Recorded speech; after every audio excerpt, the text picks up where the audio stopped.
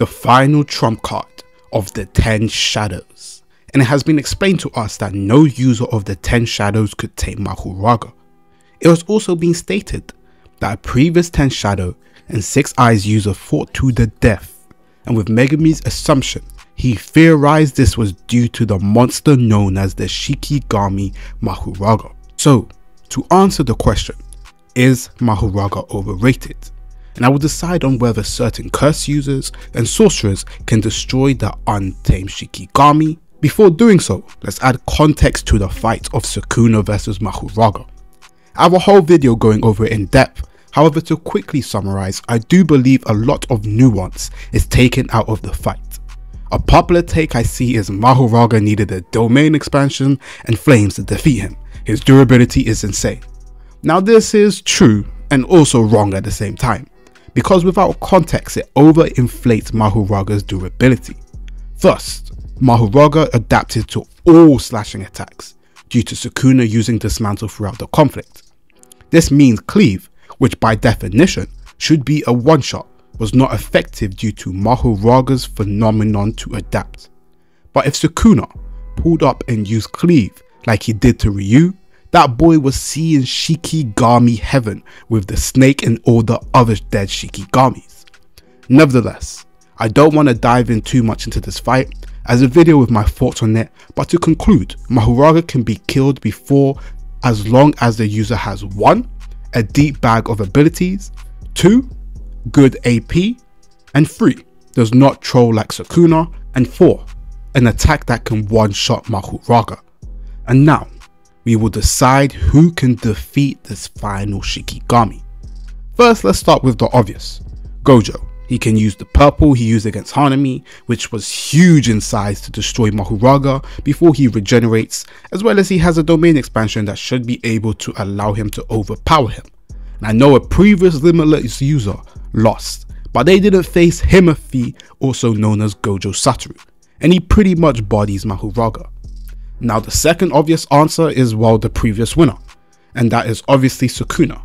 We saw the range of abilities he showcased, and he did get touched one time by Mahoraga in the clash, and with the abilities of Shrine, his domain expansion, and the flames, he has more than enough to deal with Mahoraga pretty easily. Now this is where it gets interesting, and first to defeat the Shikigami is our second to Gojo Satoru, Yuta Okkotsu. I have a dedicated video on this, but I'm not gonna lie to you, that shit was ages ago. I don't even remember what I said. But Yuta has numerous abilities that could take down Mahoraga, and I will not factor the domain since we haven't seen it. 1. A cursed energy blast slightly inferior to the person with the highest output. 2.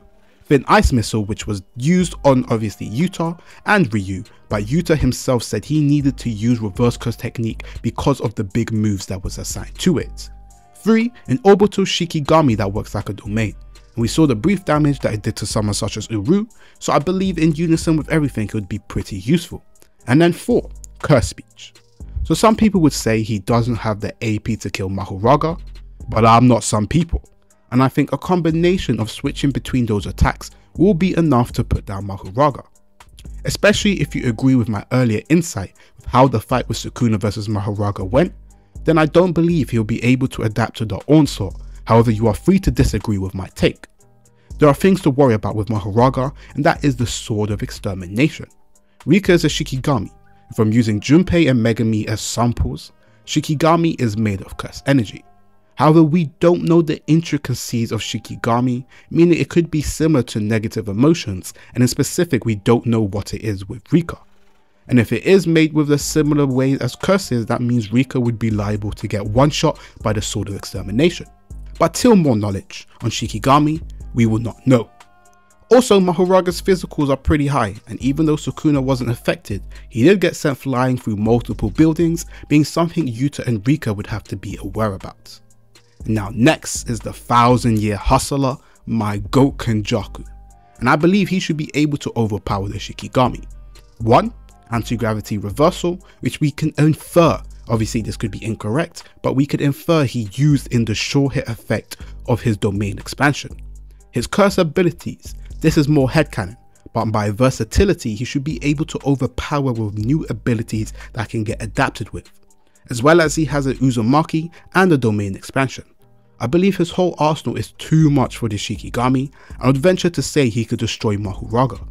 Of course, Mahoraga can one-shot all the curses he has, but the most important of the abilities assigned with them, which will obviously contribute to his overall victory, meaning he should be able to overpower him just by versatility and sheer AP.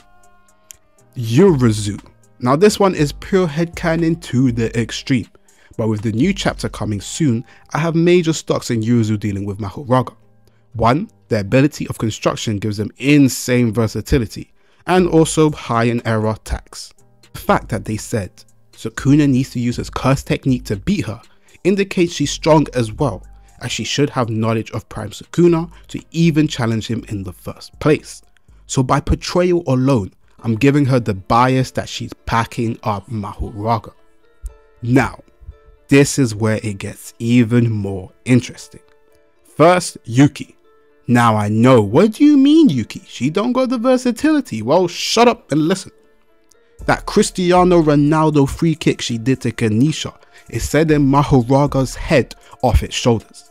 And then it's an unfortunate pack. I mean, it really depends on whether you think the infinite mass can one-shot Mahoraga, because if it doesn't, then she's an obviously Mahoraga victim. But in my opinion, and I am biased to Yuki, I think it will be enough to one-shot Mahoraga.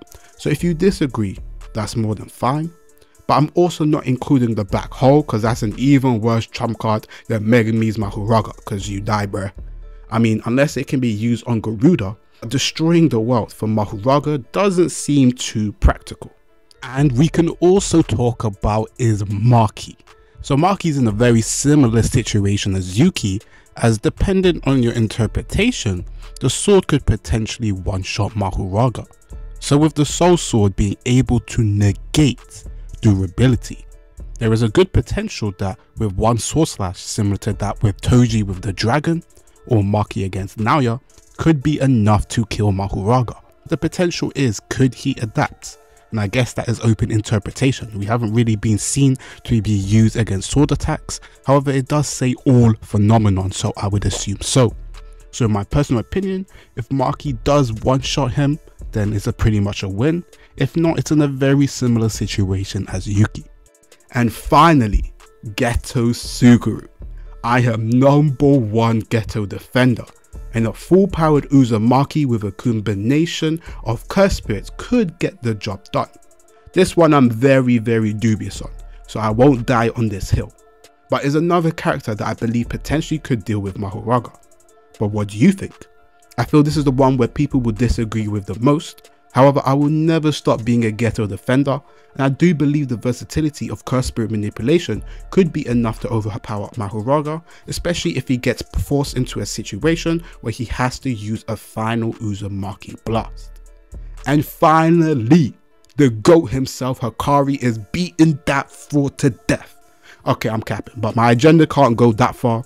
But wait on 7/7 Jackpot Hikari, who's going to gain unlimited AP and one-shot the verse. But now, we have talked about potential Mahoraga executioners, and is Mahoraga overrated? A Shikigami that has been stated not to be tamed yet. If you agree with the people I've mentioned, either the 10 shadow users were some bums, or Mahoraga is far stronger than even our current understanding. The ability to adapt to all phenomena is ridiculous. However, from my headcanon, people with great versatility and AP could have the facilities to tame the untamable.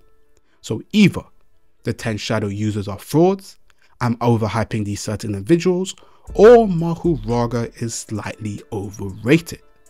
In the end, what do you think? And who do you think potentially can beat Mahoraga? Or am I wilding for having these many people potentially having the facilities to destroy the final Shikigami that has not been tamed? One thing that can also boost why it has never been tamed is that the assortion of Shikigami was not powerful enough to destroy Mahoraga before it could adapt. With these other sorcerers that I have mentioned, they have multiple curse techniques that potentially could be stronger than the 10 shadows based Shikigami, which allows them more luxury to actually destroy him without having to tame Mahoraga. Let me know your thoughts down below and whether you agree or disagree with me.